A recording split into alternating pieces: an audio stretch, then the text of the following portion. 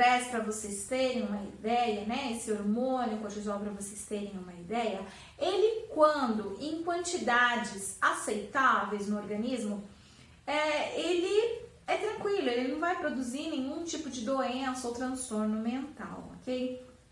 Mais a fundo ainda, o estresse, ele é importante para o ser humano. Nós sentimos estresse o tempo todo ao longo do nosso dia. Sempre quando a gente está diante de um evento estressor, a gente libera aí o hormônio cortisol, que diariamente passamos por uma situação em que ele é liberado, tá? Então, vamos entender uma coisa, que a palavra estresse, muitas vezes ela é entendida como algo negativo, é entendido como algo ruim, e não é sempre assim, tá? Vamos entender aí que existe o estresse bom e o estresse ruim, ok?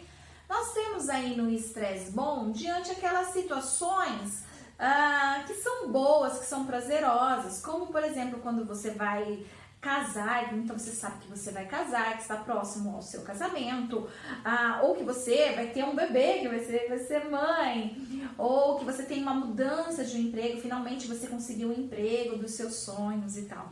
Então, isso libera também cortisol na nossa corrente sanguínea, tá? E isso não quer dizer que é ruim, é bom, tá? Há uma liberação desse hormônio numa quantidade que é boa, ok? Então, a gente é estressado, sim, diante dessas situações. O estresse ruim é aquele que é liberado no nosso organismo diante de situações também consideradas negativas.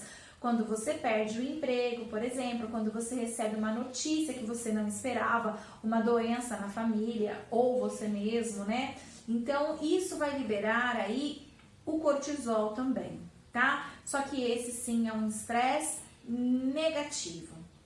Então, o estresse ele não pode ser considerado só como negativo, ele é positivo na gestação, no primeiro trimestre, no segundo trimestre, à medida que a pessoa ela tem que se adaptar às novas demandas, ela tem que se acostumar ao seu novo corpo, ao peso do bebê, né? Às vezes algum incômodo nas costas, pesadelos, entre outras coisas. Então, tudo isso, né, a gente não pode considerar como algo negativo no nosso organismo. O cortisol, quando nós estamos diante de um evento estressor, ele é liberado então em nosso organismo e ele dá um alerta, ele dá um sinal de que algo está diferente, que algo saiu do comum, algo saiu do tradicional, tá? Então nós entramos num estado de alerta e esse estado de alerta então faz com que a gente tente resolver o problema, solucionar o problema, a questão.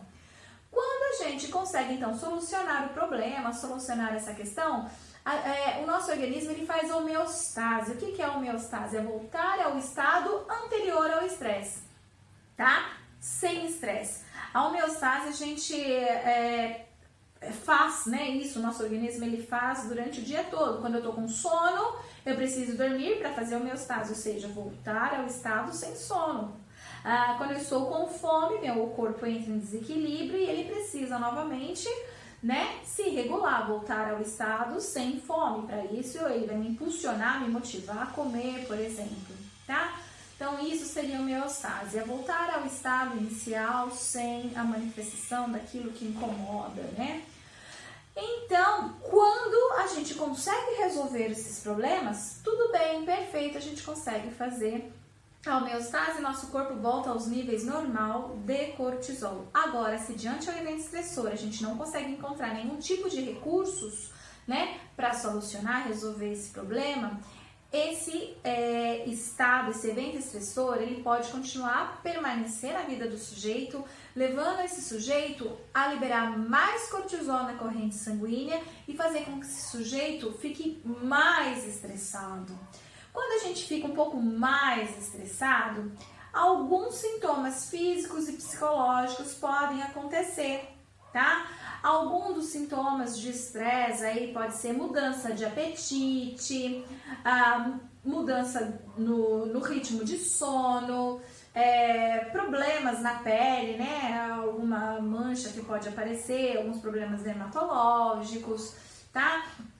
Uma angústia, uma vontade de fugir, irritabilidade, insônia, um problema digestivo, tá? São sintomas e sinais aí de estresse, por exemplo, que não foi aí bem resolvido quando ele estava ainda em momento de alerta. Agora, quando a pessoa está gestante, quando nós temos uma grávida com altos níveis de estresse, com altos níveis de ansiedade, significa que essa pessoa está liberando altos níveis de cortisol na sua corrente sanguínea. Só que agora essa pessoa, como ela tem um bebezinho, né, como ela carrega um feto aí, esse hormônio, cortisol, ele não fica só na corrente sanguínea da pessoa, da gestante. Mas esse cortisol, ele também vai via cordão umbilical para o bebê. Então o bebê, ele recebe também essa quantia de cortisol aí, tá? Que pode ser algo esperado, que o nosso corpo já está preparado, os bebês já estão preparados para receber uma quantidade de cortisol normal, porque nós temos que ter energia para levantar e trabalhar, uma série de coisas que liberam cortisol na nossa corrente sanguínea.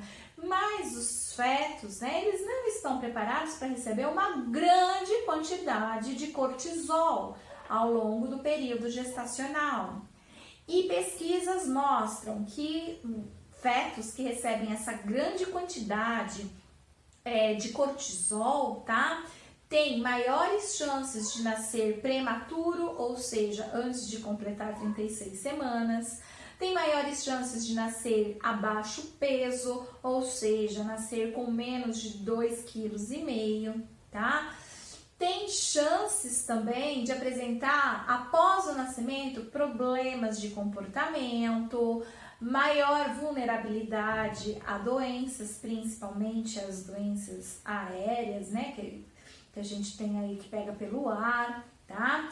E tem também pesquisas mostrando que essas crianças, né, que receberam grande quantidade de cortisol durante o período gestacional da mulher, também tem maiores probabilidades de na infância, na adolescência e até mesmo na vida adulta apresentarem algum problema de saúde mental, tá? Sendo o estresse um deles, mas também, por exemplo, sintomas de depressão, tá? Não é raro que essas crianças, após o nascimento, ao longo da sua vida, apresentem aí, por exemplo, depressão em algum momento da sua vida, por conta desses altos níveis de estresse que ela recebeu durante o período gestacional. Portanto, nós precisamos cuidar da saúde mental da gestante para que, inclusive, a gente possa evitar que esse problema de saúde mental persista após o nascimento do bebê.